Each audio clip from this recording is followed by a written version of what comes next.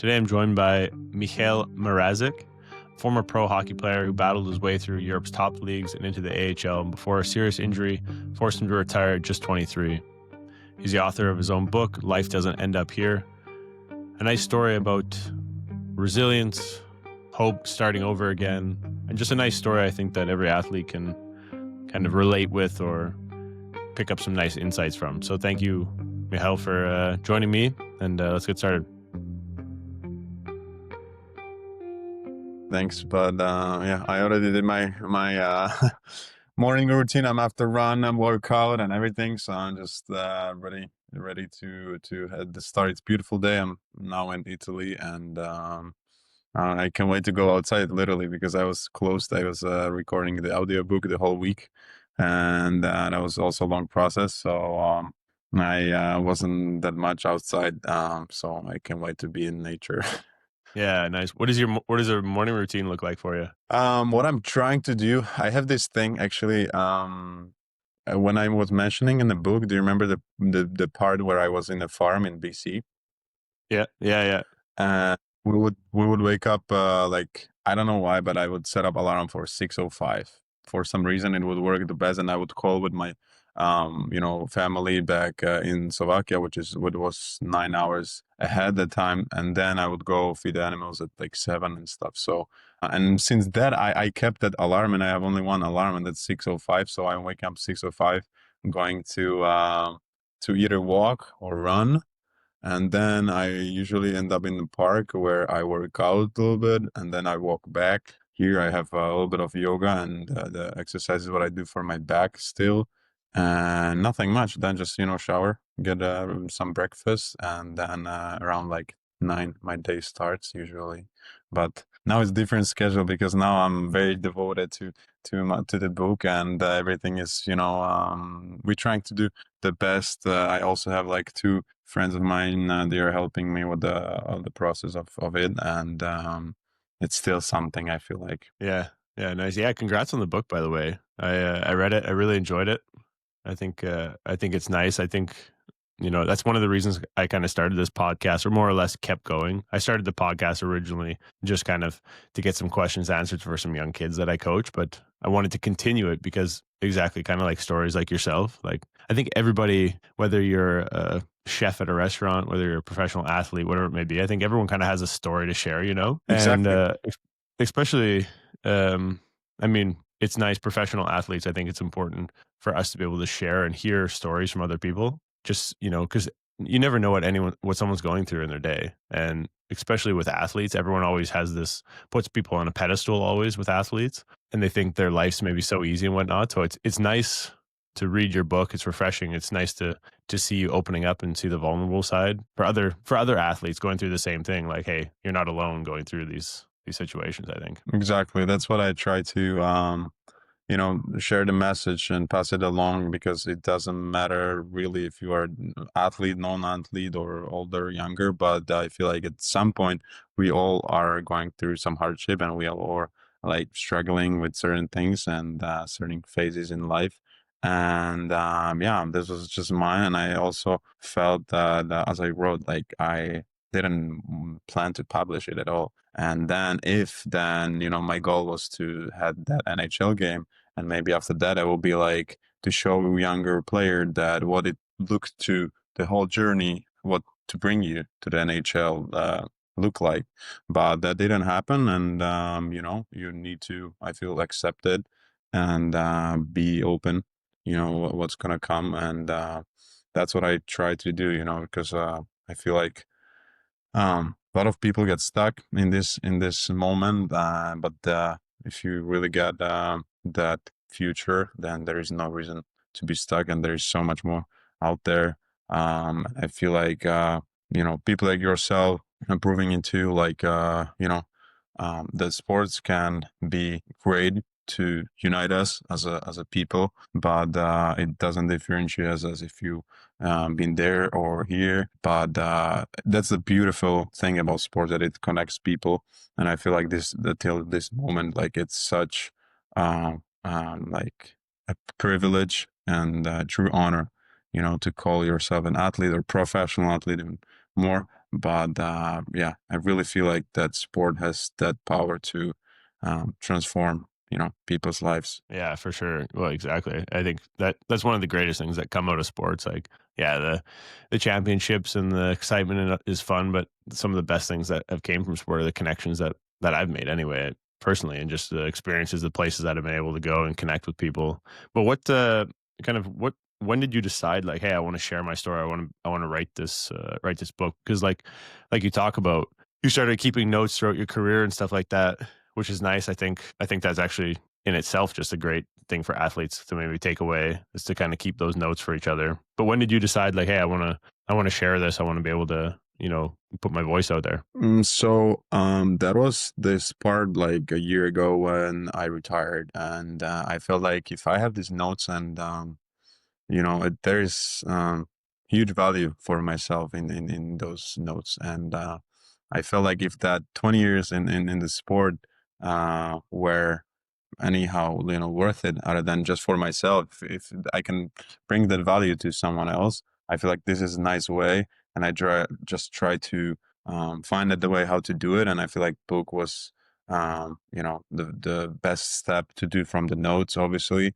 And even though like I grew up not loving writing and reading in school, but it just found me somehow. And yeah, I did it only in the time when I felt like, and I really didn't push on anything on those things. And I feel like it needs to come natural to you, but I don't think it's like needs to be, notes and writing this, but just find your way how to, put there the thoughts or like this mind somewhere else during these moments, because I feel like once you get stuck, that's the issue, or like you can struggle even more. So just find a way to do that, and I really found this beneficial for me going through literally anything. Like just to write it down, it just helped me a little bit, and then a little bit, just go for a walk or just do some cardio, hang out with friends and stuff like that. So like this little by little, you build these pieces that can help you on the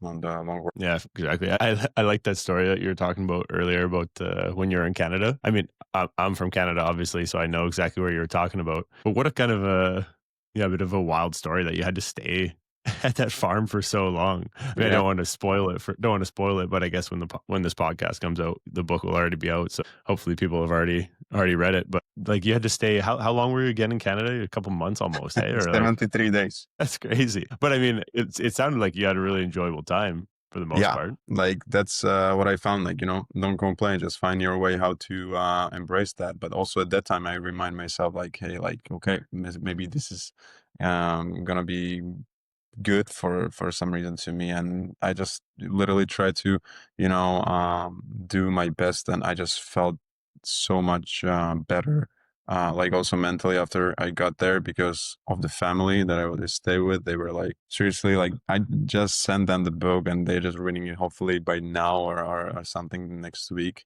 And yeah, I can't wait to hear from them, because they're so like lovely kindest people. And it was just such a different world, like you went from super like chaotic, this Columbia ticket on the airport, and then camp, and you know how it camps, like you don't know.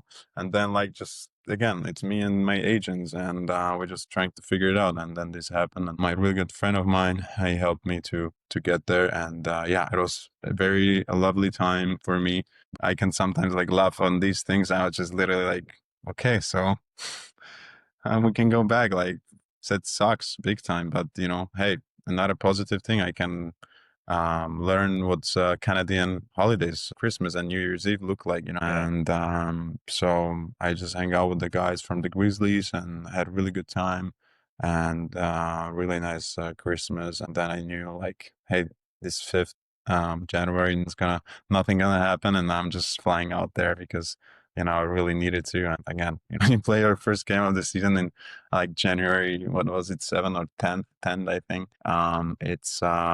It sounds just ridiculous, and you feel like you're just half season is gone basically. So it was a challenge, but I feel like it gave me so much power and like strength to the future. And even though like I missed tons of time and ice time and these things, but it was all worth it the moment when I got called up and I got up, and then like you just started in the plane and you play the same game, and just thinking like how much it took to get here, and then like how great that one game felt like the first shift. You're just gonna forecheck and you just hit the guy and just enjoying every move and everything. So that was the beauty of that comeback, and also seeing all the guys, coaches, like coach see you after 6 months you've been away, and you are just like, and everybody knew, like I wasn't even in the States, like everybody knew like you had to go like in Canada and you had to stay on farm taking care of cows, and now you're back with us, and like yeah man, that's what life threw at me, and I'm back. So Yeah, yeah. Well, I mean, it's important to be able to like. I always enjoyed talking with those people that make the most out of kind of bad situations. You could say, like you could have went there and just been miserable the whole time, or you can find the best in every situation, which is, I think, always it's always yeah, finding that kind of silver lining, finding the positive in life. It just makes things so much easier. But were you still in contact with the team like quite a bit while you were over there, or like, or even guys on the team? Like, were they just like, what are you doing, man? Like, why when are you coming back? yeah, literally. I was in touch all the time, obviously, with the Coyotes. We were back and forth. Like agents try to do much, but as you know, like U.S. government, like you can do just certain things, and then you just like up to them waiting, and then of course holiday, no one works and stuff like that. So like, I mean, it was hard, but yeah, definitely with the guys I stayed, and I was just like looking at their games and how they play. And meanwhile, I was taking care of animals and exploring the beautiful island. I guess it's one of those things that again, yeah, I would take it way worse if I would come back to Europe, to home, and find a club, because that for me would be like maybe giving up, or maybe just letting go of my dream. But for me, it was really about that. Like, I'm sort of stubborn person, and for me, it was really about like, hey, this is my mission, and this is what I want to do. So I'm willing to do anything for it. And many people didn't understand it, and even like, but again, like I didn't really care like about what others think, because this thing is like your life, your career, and you just want to do your best. And also, you know how it is when you as coming as a European to the US, like you need to prove. And I felt like, going back to Europe, I would be kind of having double hard situation to come back next time. So for this reason, I also think that I'm gonna show that, I can handle this. Also, the coast, like that wasn't easy, because like I was first line the first game, and then I was just fourth line with the fighters, and I was like, how the hell I'm supposed to play the hockey? Like I was Yeah. like never a fighter, but like you find yourself in like fighting lines, and to just like kind of looking like you were supposed to be AHL, and now you are in coast in fourth line playing 5 minutes a game, and it just yeah, that wasn't easy. That was very hard. And at some point I called with the agent that I want to go back. I want to go to Europe to play some real hockey, because I mean, for me, because it was very hard time like playing wise, because like I knew where my game was, but of course I missed a lot, and people were reminding me that. But at the same time, like to get back to that shape, I needed to play as much, right? And with the right ice time and the right situations. So that was the challenge. So I was the only one in port in a team, and but again, it taught me something and gave me some lessons, and it's okay, right? So you got to move forward. Yeah, exactly. Like, I think, like growing up for you, I'm curious. I don't know Slovakia so well, but the hockey culture in Canada. Like for me and my friends, I suppose for myself, like growing up, like hockey was just everything, and you have to make so. What people don't realize is how many sacrifices that you have to make if you want to get to the highest level. And I can only assume for you, you spent your whole life, your whole youth, dedicated towards hockey. And then you get to a point where you realize, you're struggling with some injuries, and you're realizing like, hey, I don't think that I can continue going on any longer. How difficult was that decision for you to be like, hey, I can't do this anymore due to injuries? So, well, the first occurs in 2021, but it was like 3 years of of going back and forth where you were not able to do 100%. So you kind of like feel this, but still you are not admitting anything to yourself, right? Because yeah, you gotta go, and like hockey is painful, right? So you gotta swallow some pain, and I just try to do that, and in hope that it will pass at some point, but then it just kept getting worse. The decision itself, like, I had the advantage that I sort of, the year before I retired, I had this break where I was just recovering from the coccyx dislocation and herniations, and I was sort of thinking about that because that's the time where like you're recovering for 9 months. Obviously, these things gonna come to your mind, but then again, as I write in the book, then the hockey like kind of called me back, and I felt that urge to try it one more time and try it fully. So I devoted once again, everything to it back, and I had to try again for that little kid that started when he was 3, and just so I'm not gonna regret it when I'm gonna be like 40 or 50. That yeah, I could have, should have, So this for me was like the biggest thing, to try one more time, because after I try and fail the another time, then I know like okay, like that bag is really not able to hold me any longer, and I'm just fine with that, even though like it was hard to say goodbye, but it's even harder to continue. So you're just kind of like looking at the sides of the coin, that which is pros and cons, and then again at that point, the hockey for me was taking much more from my life than giving me, because like I had very poor life, and even poor hockey career, so I was not able to do much. And I'm tall, I'm 6'4", and you have reach, you've been forward, and like you want to create, you want to cover the puck, you want to get to those zones, to those places, and you just really are limited. So, and that's what I like, it gets into your game, into your mind, and I feel like at that time you losing that true player that it's in you, and that's why I felt like, yeah, I can't do this anymore. Yeah. Like, and was there, I mean, kind of writing the book, I'm curious because for me, saying goodbye to hockey, um, I retired I retired 6 or 7 years ago. And that was a difficult decision because, I was ready to retire. I took a job as a firefighter in Calgary originally. So I suppose for me it was a bit easier transition because I was ready at the end of my career. I'd had a nice long career. I came over to Europe. I traveled. I did what I wanted to do, and I kind of accomplish with my career. After you get to a certain point, you realize, okay, you're not going to make the NHL anymore.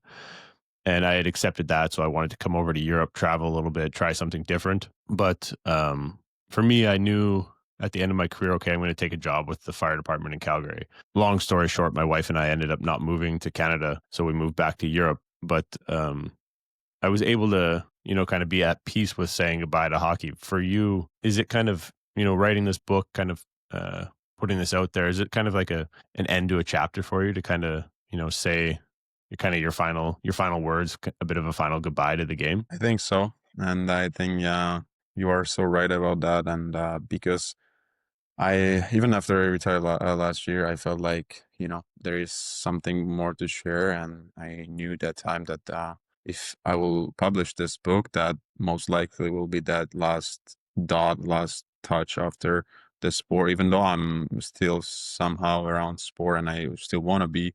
But again, it's not gonna be. I don't know how about yourself, but for example, like I know that a lot of players have it the same. But when you play, you don't really like to watch. At least I wasn't like the biggest. Like I just like to play. Like I enjoy to play, and I just didn't enjoy that much watching hockey.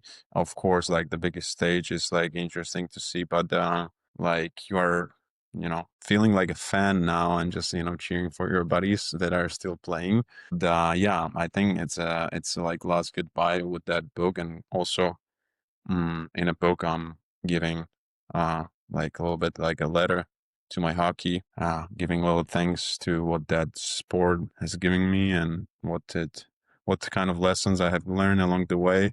Because ultimately, I feel like that's the biggest achievement that I got from a sport.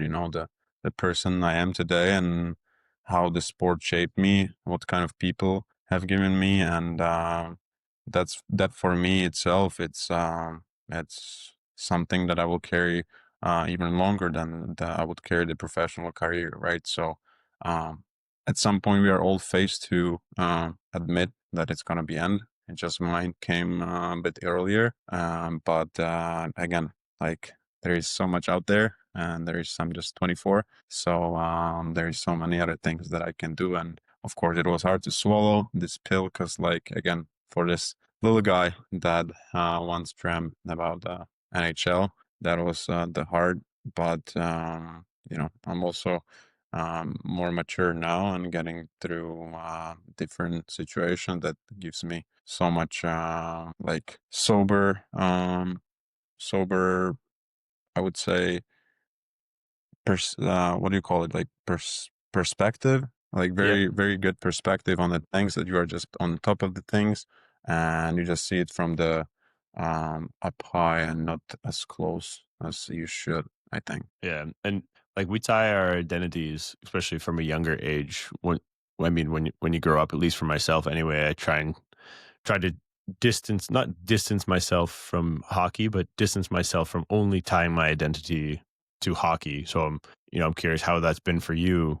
I mean, you're still real young. You still have so much life ahead of you, and I mean, I know so many players that I played with that have unfortunately had to end their careers early, just like you at a young age, which is, it's terrible to see. You never want to see that. You kind of, you wish everybody a nice long career, but we tie our identities as athletes, a lot of us, to, being a hockey player or being a football player or whatever it may be. For you, I'm curious as how you've adapted, and who is Michal now? Like, are you at peace with who you are, or are you still a bit kind of letting go of that professional hockey player kind of side of you? Yeah. I'm fully okay, what it is now and who I am now. But of course, I'm getting a lot of chirping from my buddies from hockey that enjoying your retirement and these things. But I'm fully okay, and if I don't label myself, I'm just a retired professional athlete, and I just don't try to label myself. I mean, I'm figuring it out, and just try to do as much as I can while I can, and just be myself and kind of finding my way in life. But I'm definitely not trying to jump right away to something that I don't know about. But I'm trying to do many things that are just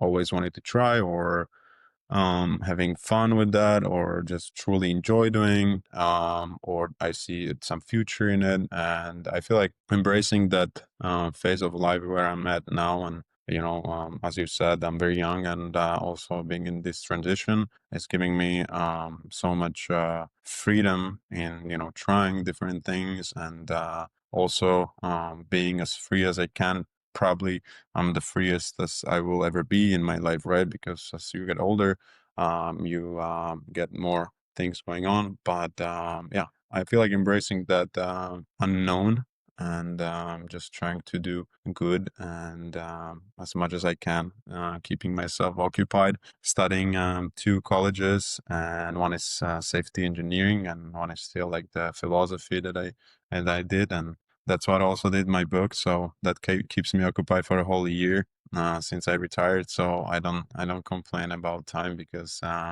it takes a lot, and I also do as much as I can by myself. So yeah, I mean, I just doing me. Where have you been traveling lately? I've been like since I've retired, I've been I've sort of like everywhere. Like right after I retired, I went back to the States for a couple weeks. Then I came back. Had the first, I believe, first Christmas in 7 years with my family, which was very nice. And then after that, I did like Europe, a lot of like France, Italy. But you're originally from a smaller mountain town, are you not? Yeah. Yeah, It's like yeah. 30,000 people between two mountains with the lake on the side. It's very, very beautiful. and I'm very proud of where I'm come from. Yeah, well, I see some of the pictures that you posted. Looks like a beautiful place. I for one love the mountains. It's nice, Yeah. nice to be around. You But definitely yeah, do. If you end up with your wife, cruising more of Europe, you're welcome, and we can get you some guide to explore those mountains because it's very nice and it feels like it's still not that well known in the world, but I feel like it's just a matter of time. yeah, yeah. No, definitely. Oh, I'd love to come over there. You mentioned Florida had a you were there. Also, love kept you around a little bit longer. I know a lot of people wrote in questions, and I think we got to touch on it because you had some viral fame there where some people picked up your old interviews and stuff like that. And Yeah, I think a lot of women are wondering if there is still some love in your life, or if if Michal's a single man. We got it's it. really They want to know. I think that was one of the main questions. of course. I didn't expect this one to be honest, but yeah, it's part of it all. But no, there's no love, no woman right now. I'm single, and I'm occupying myself with a lot of things that and also changing places so much that right now I'm just not having anyone by my side. You never know. As it came that time to me, it's gonna come. Who knows when? But definitely, like I would say, just doing what I can do, and I feel like it's gonna come when it's should come, and whenever I'm supposed to get it, I will get it. Yeah, exactly. So what exactly happened with the viral video there? Like someone grabbed some old videos of you. I seen so many online. Like the ladies love you. Yeah, I mean, it was a crazy time, and it's been more than 2 years now since. And basically, I also didn't understand it because, again, I wasn't active on social media. I wasn't like posting anything or just really trying to live my life like in a offline world more. And it came out of nowhere. It was picked up, yeah, from when I was like 16, 17, and just started to grow and grow. And I just felt like, you know, in the book, I describe it much better because I captured that moments when I was in that phase. Now, reflecting back, I would say that I was just confused, as everyone would be, because you don't know what it's coming from, what it's all about. And also, like at some point, I know that I talked with someone from Instagram, and there was like a day, like 10 million people on the page. That page was not even loading, and I couldn't even open it for a few days, which was crazy. And then it has the downside, as I said earlier, because with that came that unwanted attention that give me some issues with the hackers attack, or just some people literally like hunting me on the street. Like the first day I moved to Miami, I was in the event with a certain like sports group, and I was just photographed next to some athlete, and they immediately put us as a couple together, and these things. So like you just wake up Yeah. next day and you're just in a relationship that you don't know about. But again, it's life, and I feel like I embrace it. I didn't lose my mind over it. Like no one really understand it, and I just try to stay me, because like again, till that moment I was not so active. Even after, like I was just minding my own thing and very much focusing on the hockey, on the camp in New York. And also when I come to the camp and guys start to notice like this attention, like who are you and what do you do, like you don't even posing and you are just gaining, I don't know, crazy numbers. And I'm like, Yeah. I wish I can explain you, right? Because I don't know, like just happened. Well, And you're a good looking guy. I think that explains enough.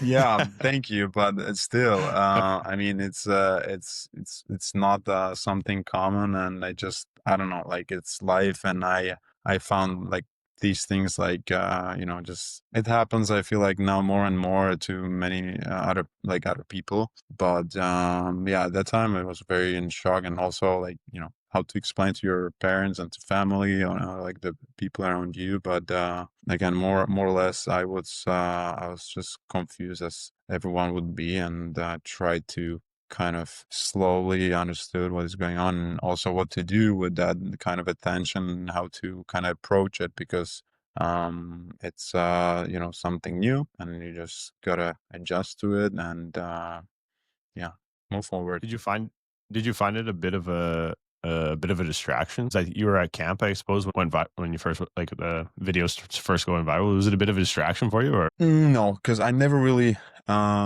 like let it out close to me. I always try to put it aside because I knew what my goal is. I knew where I am, why I'm there, and also I put all my focus to get ready in my lifetime shape for the Hartford camp and do the best I can. I knew that this could be a distraction, especially like the women and tons of women texting you. It's a distraction, but for this part, I'm proud that I kind of.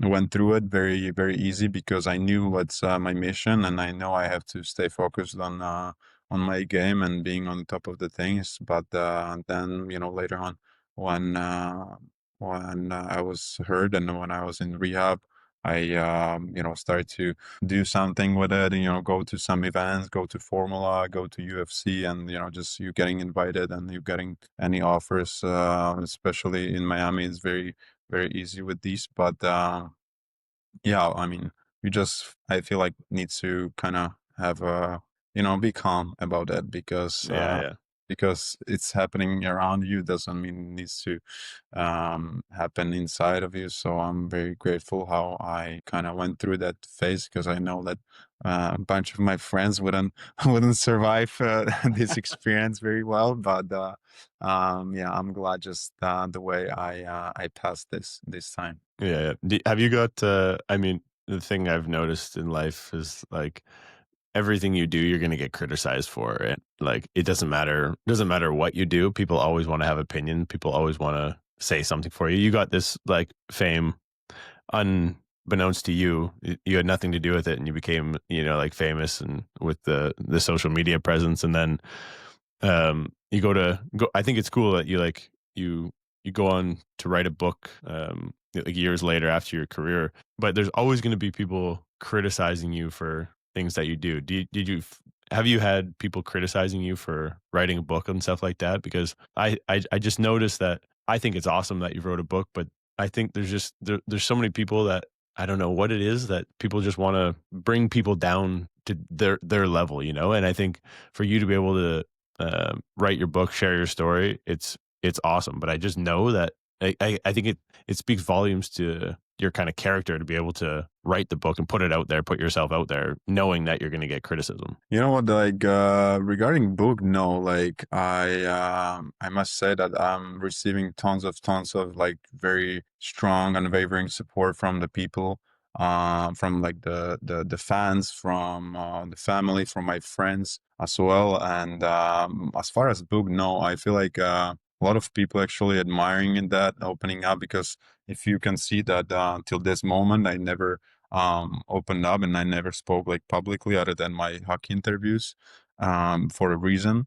And I have just felt that with this book, I need to because it's a part of it, right? I'm like going to open up at very private parts of my life and my experiences to share it is the part of it. But with the book, no one really have anything to say bad, to be honest. And even if yes, like it's their opinion, it's nothing that I Yeah. can control. And I'm just trying to do the best I can and to potentially help someone just with reading it, just yeah, never giving up on their dream or just like fighting through the hardship or and just don't feel alone because like these things happens. And even if you if someone knowing me from social media as being good looking someone, then also this is the other part that it's also me, and you don't see it only on from the pictures. So I feel like to just being open and honest, very transparent with what was um, going on. I feel like that's the part of it. But when you mentioned the criticism, it was probably the time when I was going viral, and obviously like I would say like some people were jealous of it also in like hockey, and they would like, just make fun of it. And then I would like do have some like shoots with some brands and stuff. But like I feel like it's like just in hockey world, it's like nice like chirping guys and like making fun of each other and these things. So I wouldn't never take it like a criticism, but obviously it's something that you can control. And also this thing didn't happen because of me actively trying to, do a viral video. It just came to me and just sort of had to accept it and just try to live with that. And but yeah, at a certain point, I really wished that I didn't have it, because there were times where uh, people, I don't know even who till this day, but were not doing the nicest things, because, stealing the identity and my phone numbers, emails, and yeah, doing different stuff with that I better describe in a book. But I feel like you can control it. So like, yeah, it bothers, it's annoying, but again, it's nothing that it's in your direct control, so why to worry that much? And I mean, you just can, when you're in the locker room and you're in the new guy, and these guys are starting to notice, and you just can feel that energy, that hey, like, like how what he's doing, what, like, how come that he has this? And I'm like, just dude, like, I'm just same as you, just someone make a video, like I'm just trying to make a team as soon as you, right? Yeah. It's just like sometimes we probably judge more on the outside of the personality, because we see social media, and now it's like such a CV, online CV. And I feel like yeah, I just try to be a good guy, good teammate, and good friend to anyone I met. And that was and is still what is most important to me, to be a good human being. Yeah. Yeah. Well, yeah, exactly. Like, and I just think it's funny how people are gonna like how people pick. It is true, like what you say about the dressing room. Guys are always like chirping at each other, so you got to take all that stuff with like a grain of salt. Mm. Like some guys mean what they say, but majority of people are just like they're just messing around. Especially like if Yeah, you're doing like photo shoots and stuff like that, then guys always want to have knocks at it. But like they're also just jealous. They wish yeah, they could be doing photo shoots too. So you have to take that into consideration. Like generally in the hockey room, it's pretty lighthearted, fun jokes. But then you have the people on the outside world. I've noticed like if they're critiquing you, generally speaking, people that are critiquing you are people that are doing nothing.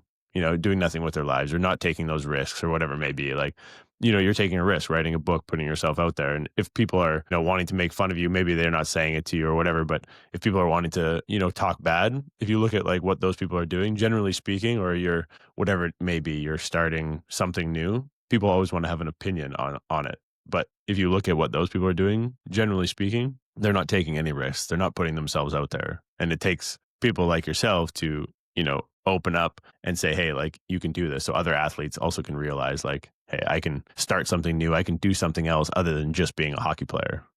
So yeah. like we were talking about before, so many people get tied into just being a hockey player, where you do have to figure out life after hockey. I'm curious for you, what other, yeah, what else are you interested in, like outside of hockey? We kind of touched on it a little bit before, but what what more do you enjoy doing, and where do you see yourself kind of going a bit in the future? So as far as as I said, my main focus is now on my book, and just doing the best like kind of with that. Also attending maybe like some speaking gigs, because I feel like being able to maybe be close to WIHF or NHL to help with those things, also to help the sports with some exposure, because I feel like the sport it deserves this, and also like the athletes deserve to be known better. Also, the marketing side of hockey isn't quite there where it potentially could be, and people in hockey can get, I believe, better deals, and the sport itself can get much better because the potential is there, and just to find a way. And as far as me, like I yeah, I definitely like enjoy. nature, well-being, holistic living, and fashion is something that also interested me, but not in some like obsessive way. I just like I feel like being a young man, you just wanna look good, feel good. So just keep working out, keep eating healthy, and I don't know, just this is who I was always, and I'm not trying to change it. Like still feel that I lived the same life as I did when I was athlete, so I didn't change that. Like I go to sleep at the same time in the morning. I have to do something for my body to, just let go, and also to have a little sweat and these things. So I eat still healthy as I did. It just like I lost 10 kilos of muscles and I don't hit guys and I don't score goals. It just, very sad because those things I miss the most is score goals, being in a locker room and have that feeling of being professional athlete, to call yourself professional athlete because I feel like it's real privilege, and the feeling when you wake up in the morning and you have the duty to fulfill, you have the task to get done that day, and you exactly know the routines. I miss that part, but let's be honest, there is also some other parts that I don't miss because it's just still a business, and there are not the nicest thing all the time. But again, I'm still thinking positive emotions when thinking about hockey, and it's forever gonna stay this way because it was my life till now, and from now it's gonna be a huge influence of my life. So I always gonna carry that athlete with me everywhere I go. I'm gonna bring that energy everywhere, and I feel like in the business side of it, I align with the people that are coming from sports way easier, and getting deals or just working on projects with the people that have sort of sport background is way better. And I also felt like the very big part of very successful entrepreneurs have been in sport in some way. And I feel like having that work ethics, discipline, and just that drive that will carry you in that way. So if you ask earlier for that, so I feel like the business side of it, and probably like combine, find my ikigai and then just do create something because I love to create. I'm a creative person, and to create something possibly for other people and to serve other people. Yeah, nice. Well, that's a lot of yeah, like jobs and stuff say that like they really like to hire professional athletes due to the fact that they have had that drive and had that ambition before. Like do you notice yourself, or is there anything specific that you've kind of already, since you retired, kind of started putting that kind of mindset towards, and something that you kind of focus on a lot? Like I know for me, when I retired, like traveling was huge afterwards. I love to travel. I spent like 3 years kinda just traveling, and then I got obsessed with, well, I started swimming lots, but then I got obsessed with surfing, and I Uh, just like, I loved it. Like, I was just able to put in so much attention just into surfing, and it was, for me, it was like, yeah, because like you say, like, you miss the locker room, you miss all that stuff, but one thing that I really missed was being able to have that drive of just every day something that you can work on, like a craft that you can work on getting better, and obviously for you, I guess you had your book, so that was something for you to focus on, but was there anything else? yeah, I would say the book was the biggest, thing because it's my sort of a mission for last year, and it's gonna be for who knows how long. But other than that, I actually, when you mentioned surfing, I'm planning to get into it next year in Sri Lanka. I found this surf school, and I really want to get into it. But before I do so, I have to be sure that my back is able to let me go because I'm still under the rehab. So as far as that, I'm still, obviously very, very active, but also have to think about my back, and I still have probably like 6 months to a year to fully recovery, or even though it's never going to be fully, but Yeah. I mean to progress. It still progresses, which is a very good sign of it. Just to the point when like you obviously have the damage of the discs, and just let the body recover fully, and then obviously I have some goals, and just maybe if I can start with the easiest one is running. I feel like in the end of next month there is this half marathon here in Italy, and then I would like to really start with the New York Boston marathon next year and the year after. So every year do one marathon, just for Nice. sake of just beating your own mind and just moving your body and getting ready for it and having that good feeling after it. But yeah, why I said that it is the probably like the kind of easiest to start with, but I mean, we are outdoor kids with my brother, and we are always in the mountains growing up. So now it's if it is like climbing or even ski in the winter would be very sweet because I haven't done it for so long, and I really miss that too. And yeah, just be little bit more my age, just to enjoy the sport activities and maybe bring back that little kid in me and maybe go kick some soccer here and there when I can, and yeah, just move as much as I can with the sports. And then I don't have really like this huge goals that I need to, because I didn't need to prove anybody, right? So like I don't have that, but once in a while I have really like the urge to uh got like really tired, and that's when I usually I go I run some mountains in either Slovakia or here in Italy, and that's what I'm actually going to do tomorrow, because tomorrow I'm gonna wake up and I'm going straight to the mountains to jump to the river, to actually go hike in some good tempo, so you sweat, then go back, jump to the river, and go back to the city. So these are the things I love, and I feel like sounding, cold plunging, and just working out in some kind of high intensity workout, if it's row or bike or just weights, but nothing really crazy as I used to. Because also in my book, I'm putting the numbers there, which I really like to track myself. And the ones that I did, I hit in 19. I'm really sure I'm never going to hit that again in my life, just because of my condition, but also because it was just, I think, really stupid idea to do at that age. But our coach was actually one of the like the strength and conditioning coach in Sweden at that time. He was the strongest Swedish man over 50 years. He was 54, and he was a former SEAL team, or like the special forces of Swedish army or something like that. So he Oh was well. he was crazy.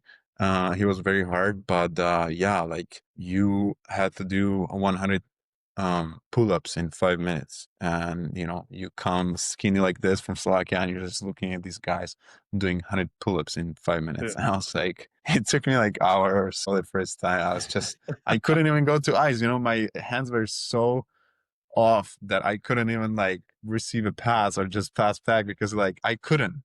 But again, they said practice makes perfect, and within a month I was already catching up guys. So I mean, like it's all about mind, right? Because at that time I didn't know like I'm doing something wrong, because that weights was stupid in perspective, that I was still very skinny and just tall, and probably my back wasn't in the condition to heavy lift that way, because obviously in hockey, you want to be better than the next guy. And I play with the older guys, so they were stronger and having the better, probably like, you know, the body adjusted way better on that, or get used to it in an early age. And I was doing just like my weight. And then when I moved to Sweden, I started to pretty much lift weights more and more. But this thing was like very hard on my body, and I feel like that's where first issues occurs on the back. And from then on, it just keeps adds up, because obviously you have to lift, you have to squat, you have to do this and that in the gym. But then again, it started to be more less productive than it should be, and I just try to keep up obviously with the team, because you don't want to look weak, you don't want to Yeah. be the last guy. You don't want to lift the least amount of weight. So like I always try to be on the top of that, even though for some cost. So that cost came in an injury, obviously. Yeah, exactly. What exactly happened with your back? I'm not sure. Maybe you don't want to talk about it, or maybe you already did. But what exactly No, no, is the it's is the fine. issue that you had with Um, you had with your back? yeah. So first was just a little slight pain, like I never ever in my life had a back pain. So I didn't know what is it. Actually, when I was like 15, even wondered like all these people, older people like complaining about back pain, like how does it feel, Yeah, because I didn't know that. And then here you are at 19, and I'm just having this little sore in my lower back, and then a little bit more than World Juniors, and I cannot walk. So what do we do? And old physiotherapists just take painkillers. It's just pinched nerve or whatever. You don't stretch enough, right? Because everything is you do wrong. Just don't admit that there could be some real problem. But I just tried to do more. I actually during those 3 years I changed like 12 physiotherapists, and I just found the last one now what I have really helping a lot. But most of the people were like very commercial, yeah, and I had in Miami the guy that is like a specialist or like a personal treatment and personal healer of Ovechkin, oh, okay, and he helped a lot. Yeah, so he takes care of Ovechkin back every summer, every time he can, and also the Bobrovsky. So this guy really knows what he's doing. But again, you need this person like every day next to you to help you, right? So if I went back to Europe, I didn't have him, and in Miami, he lives there, and just because like I think Ovechkin and these guys they live there in summer all, and he is right next to them when they need him. So um, first was a herniated disc, just one. The another year was another one. And the third year in the Hartford camp, I dislocated coccyx, and all the discs were herniated again.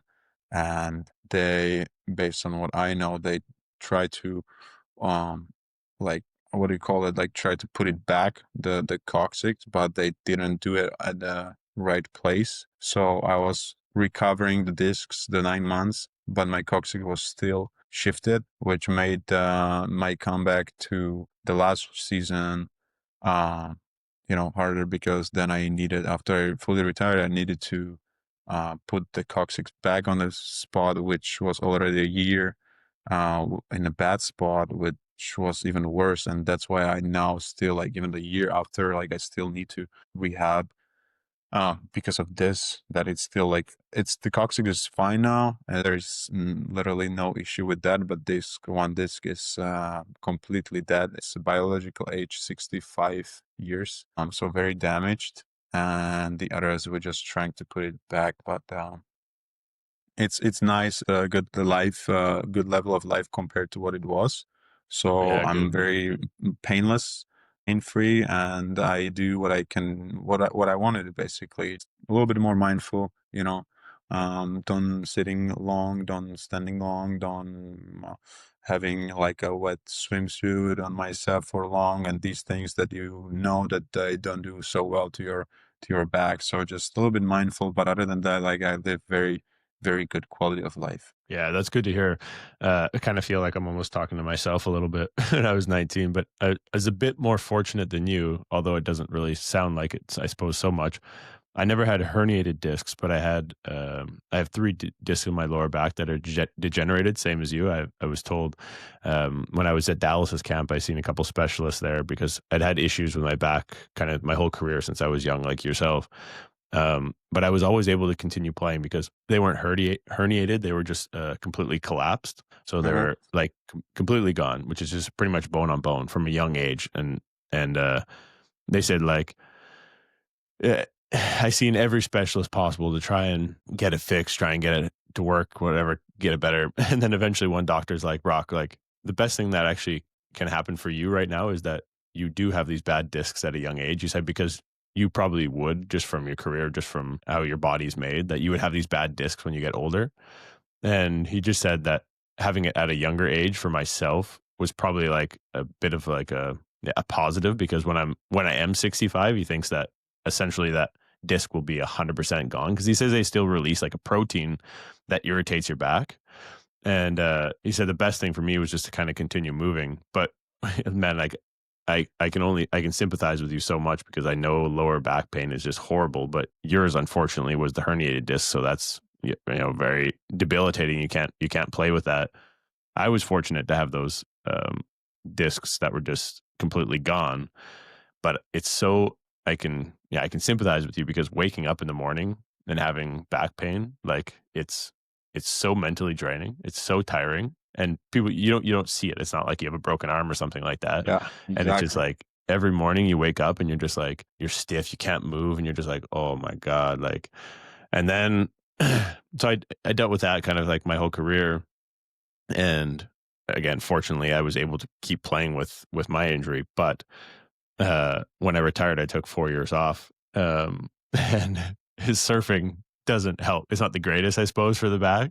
But then I took years off, and then now I play back in the Netherlands, hockey league here. I'm living over in the Netherlands with my wife, and it's just we only play one game a week, so it's great. Like it's great. Like I keep him out there moving, and now I feel fine. But I'm fortunate to have not had herniated discs like yourself, because that would be, yeah, not being able to play is just terrible. Like at least I was, for me, I guess I was able to still go out and play, because that was it couldn't get worse. Whereas for yourself, if you have those herniated discs, that's not nice.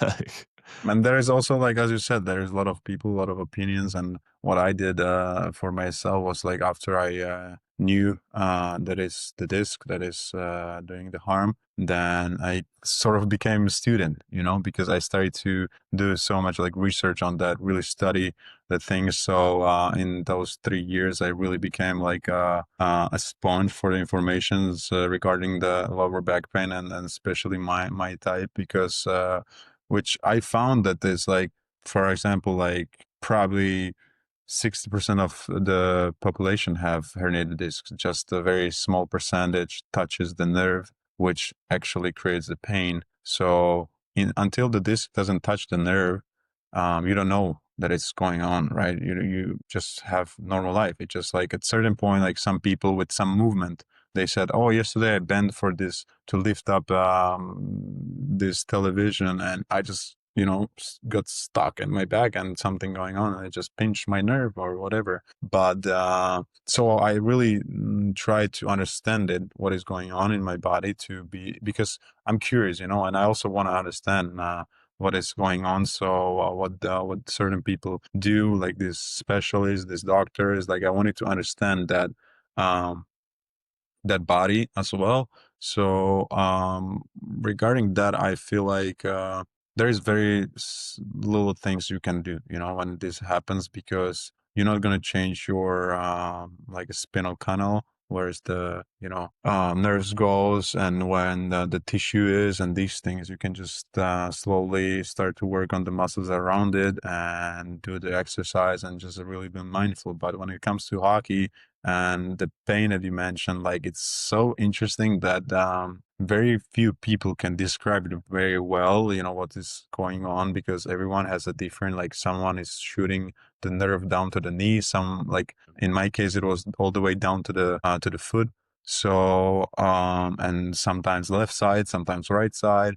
And yeah, you just wake up and you are stiff and you just can't move. So in a camp last season, this when this happened, I was just like, okay, so in the morning my routine was I had this belt that heats up for, like, I feel like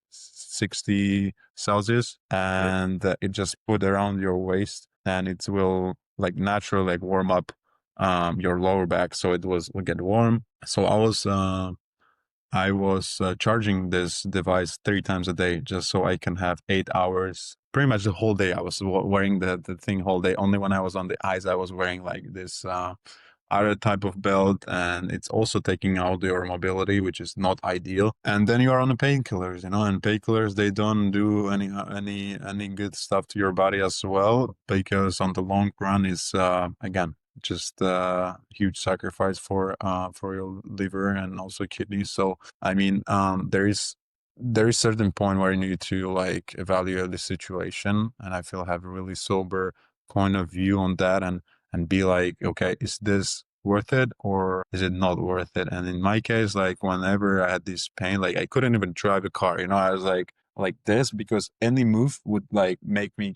literally like create noises. I was like making even noises that I didn't want it, like every time it was just like from the left side. The worst thing was the August last year when I was like the left side was felt like someone is like putting a knife in your ribs, and the right side was completely stiff that you couldn't like bend to the other side. So you were like in this position, then you have the belt, then you kind of sort of come home, you have some food, and you just lay down on the bed and literally to fall asleep, and just like wishing and praying and doing anything you can that after you wake up, because sometimes the sleep helps so much for my back in the days, that really the next morning was so much better.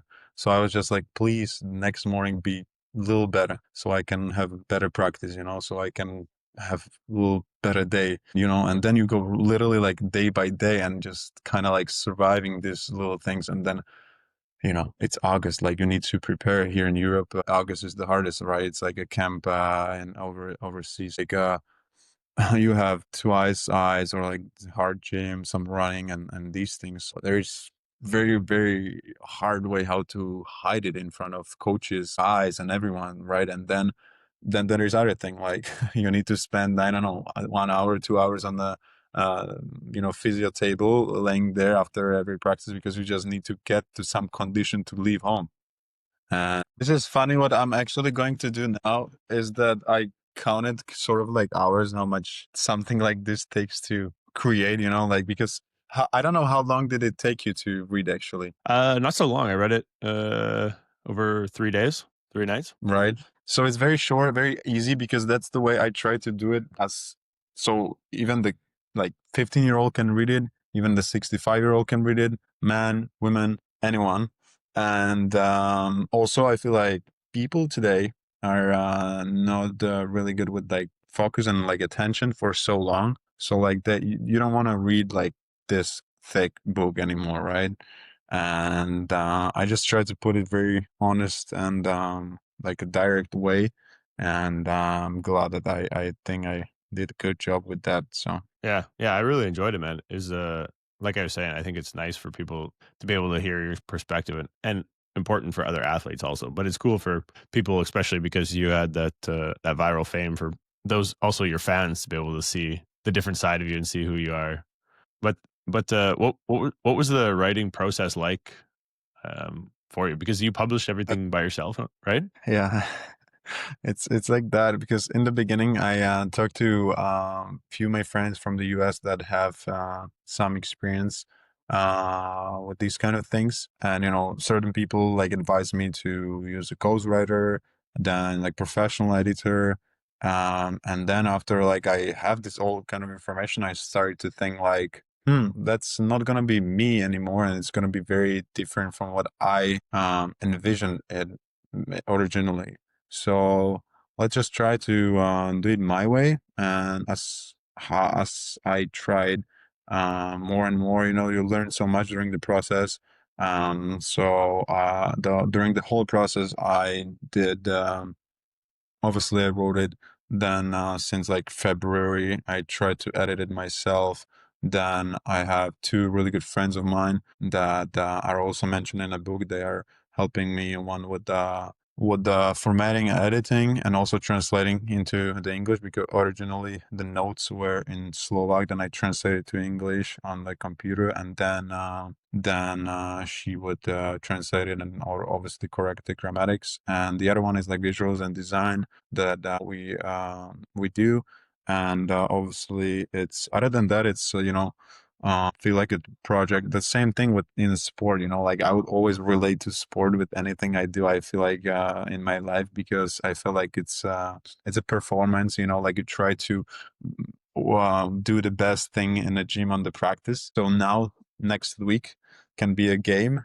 and we'll see how long the game was gonna be and how much goals we score, right? Because in the big picture for me, the biggest meaning is really to just let it out there for people, send a message, and if I can help one person, that will be great. You know, if more, even better. But this is for me like the biggest thing why I decided to publish it, because I really try to do it the way that is the closest to me, that also the people that read it can relate to me or to my mind, how it worked, and I like how you can, as you said, sympathize with the person inside of that book. And also in the beginning, I'm writing about that as best understood through careful attention and imagination, because you need to somehow like transfer that vision to that person and try to understand that better through that experiences and moments. Because obviously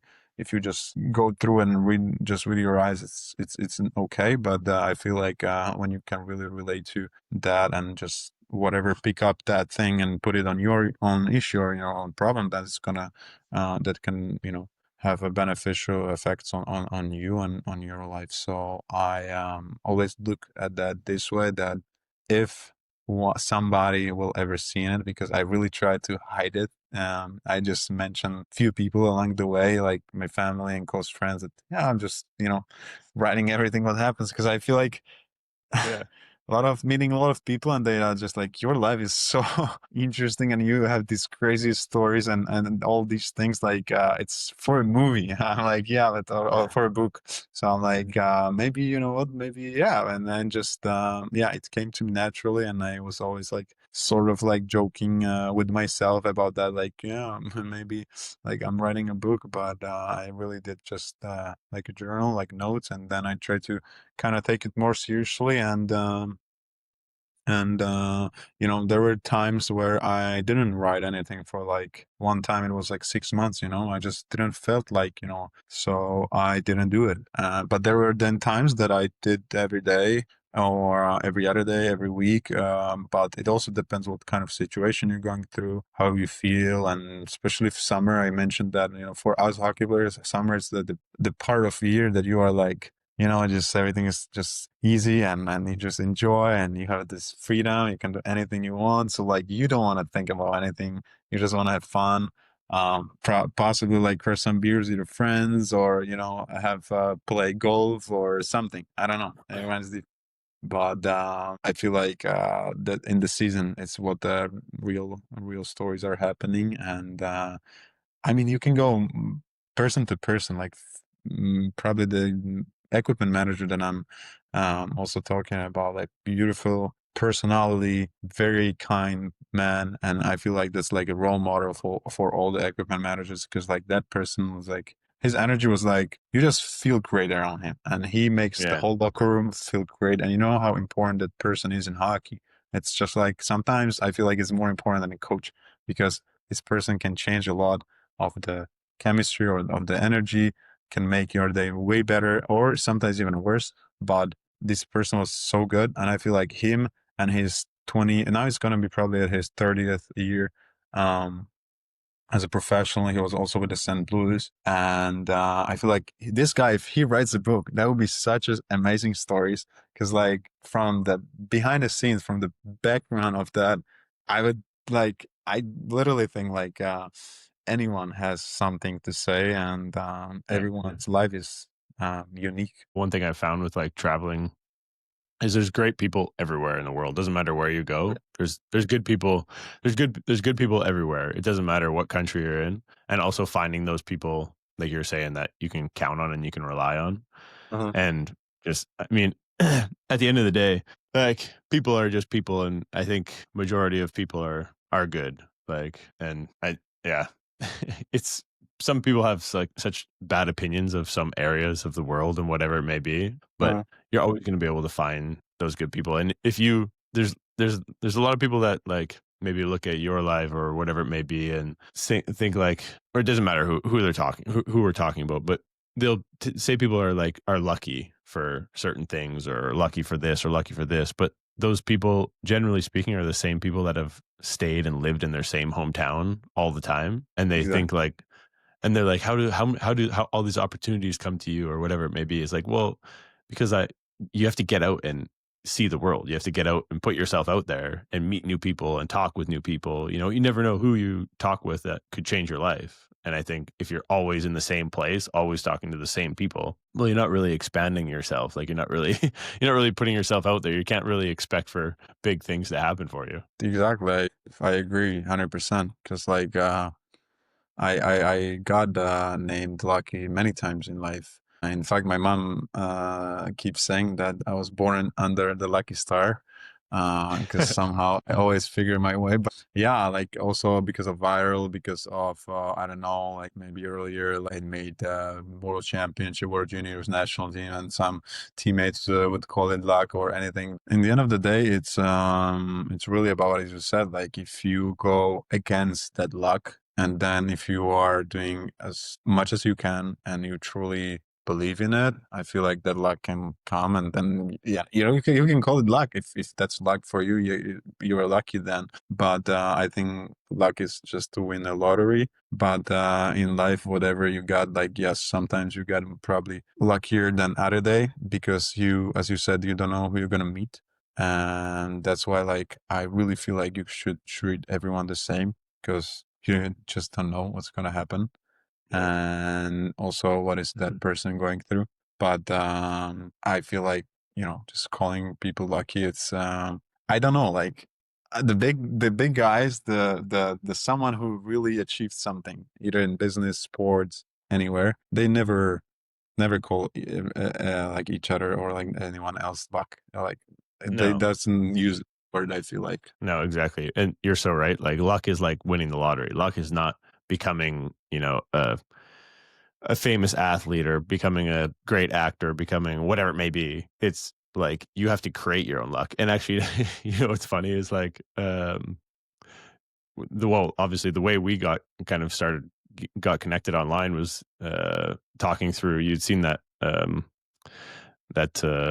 post that kind of Proxy. also went a little bit viral about Great Blasket Islands with Ireland. Oh My wife yes, and I yes, ended right. up, Then I yeah, saw the well, Crocs, and and Cracknell, then yeah, yeah. and then you get a coach from Edmonton, and he was actually my coach at the camp at the Hartford. Oh, no way. Yes, Oh, I was nice. laughing because like you're literally getting all the people that I have met very recently, and Crux is now in the city or the playing for Poprad where I retired when, and he just got there when I was retiring. He actually, I'm still I'm not sure, but the last year he I gave him my gloves because he like used gloves, and when I was retiring, like I obviously didn't mind, so like he would played with my gloves, and he was the best goal scorer of the league, I believe. And I would just make fun of him, like, yeah, that's the lucky It's the lucky lucky gloves, gloves.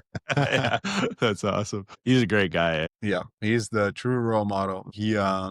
was also one of those that I had the best, like I have very good relationship in the beginning because he was the captain of the Tucson when I went there for a camp.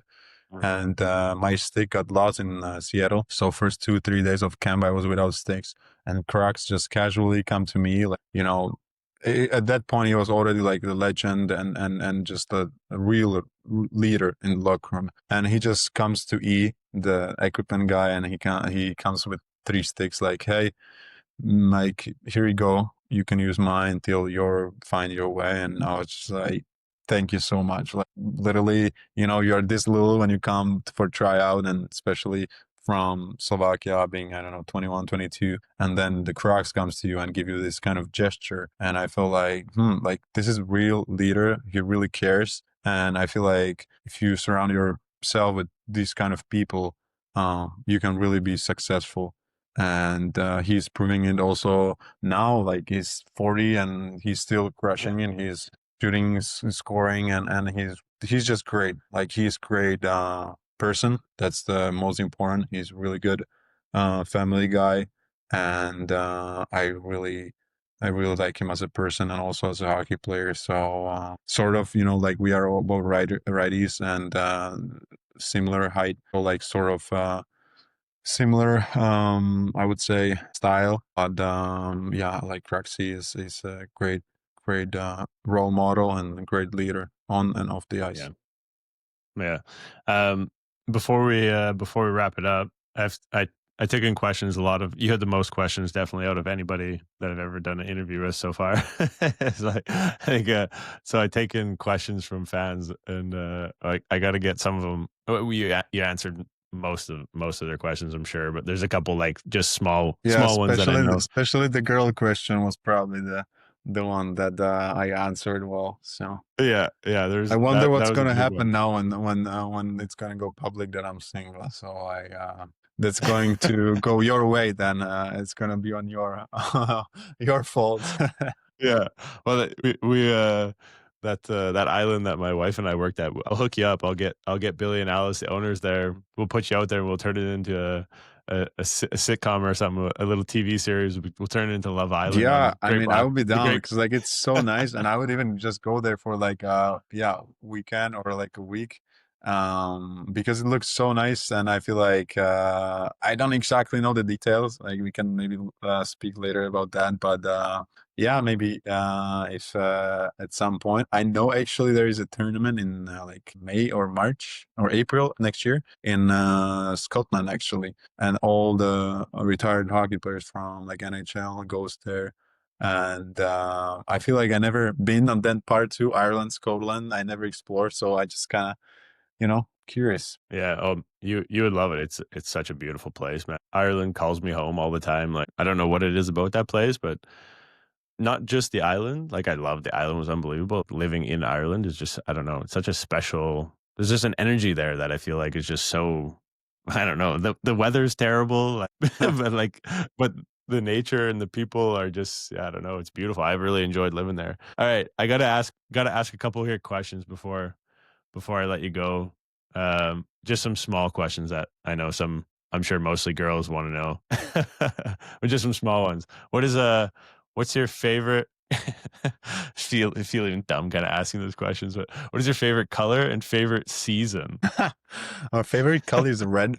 I feel like everyone who knows me just a little bit, they know it. Like red is my color since I can remember. And season, um, hmm, that's a tricky one because I enjoy summer very much, especially here, like on the islands in Greece and Italy and stuff. But I'm from the mountains, and I was growing up skiing, so I also like the winter. So I just like the contrast. I would say, like being able to go from having so much snow and then having just nice weather in the summer. So I don't think I have like preference in that, but I don't mind even now. The fall is beautiful, and the colors and everything. So I don't have, I think, like favorite season. Yeah, okay. What are three things that make you the happiest right now? Three things that bring you joy currently. Um, Currently, like at this moment, that's a good question.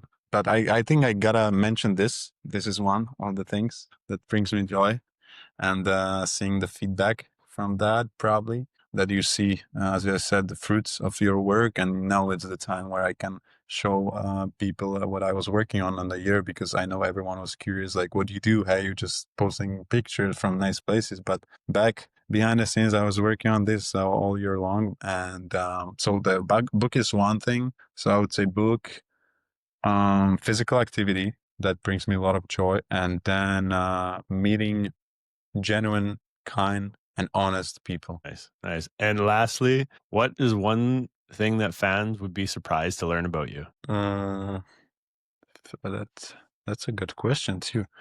But I would say that I study safety engineering. Yeah. That's Okay.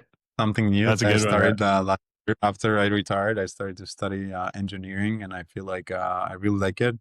And I also feel like it's exact contrast from anything I ever done before. And I find myself with the professors and just people that they don't have clue about what sports or what hockey, right? So like I feel like that being able to go from these ends, I feel very happy to study, even though like I would never think that I would go study college. But I'm embracing it, and I'm just doing it because I really like to, not from any other reason.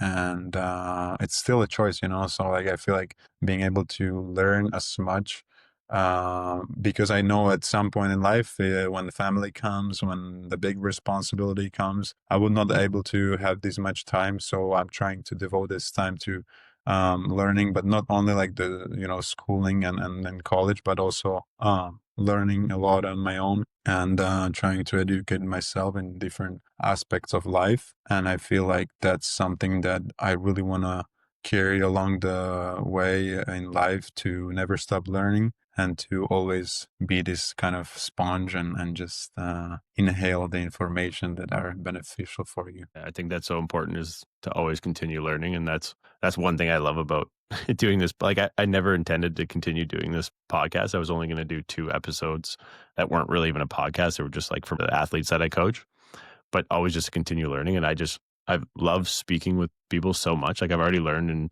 I've had, I think you're going to be like the 7th guest now, but I've already learned so much from speaking with people. Also just about myself and how I converse with people and just different things. I think it's so interesting, and that's so important. I think that's a great spot for us to kind of end on. I really appreciate you taking the time. I wish you nothing but success with your book. I think it comes out on the 1st of November. Is that correct? 30th, the Thursday, 5 days. 30th. Yeah.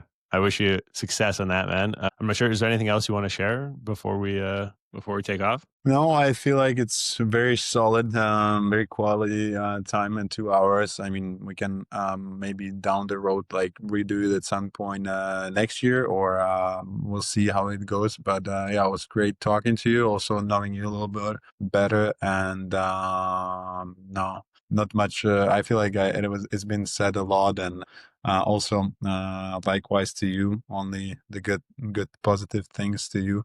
Wishing you all the best, and maybe we will meet one day, and you never know. So yeah, good luck with Yeah. everything, and Thanks, big guy. And where can people find the book? And you just share? Is there a website that they can get it from? yeah. So my website is on my bio. It's lifedoesn'tuphere.com, and directly on that website on the 30th, we are going to give the chance for people to buy it straight from there, but it's going to be directly shipped by the Amazon worldwide.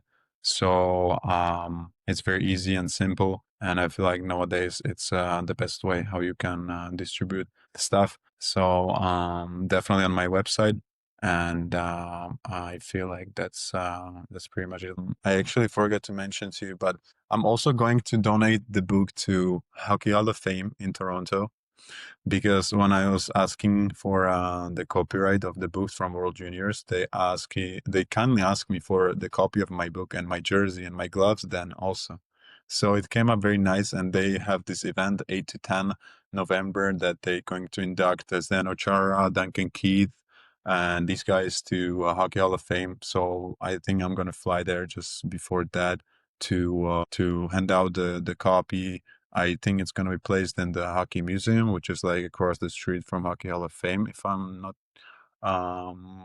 wrong. And this for me is also something that life just gave me, and I'm just so grateful and honored, that my book, that this is together with my jersey and the gloves gonna be in the some part of Hockey Hall of Fame, which is unreal. And again, it means so much to me, and just it happened.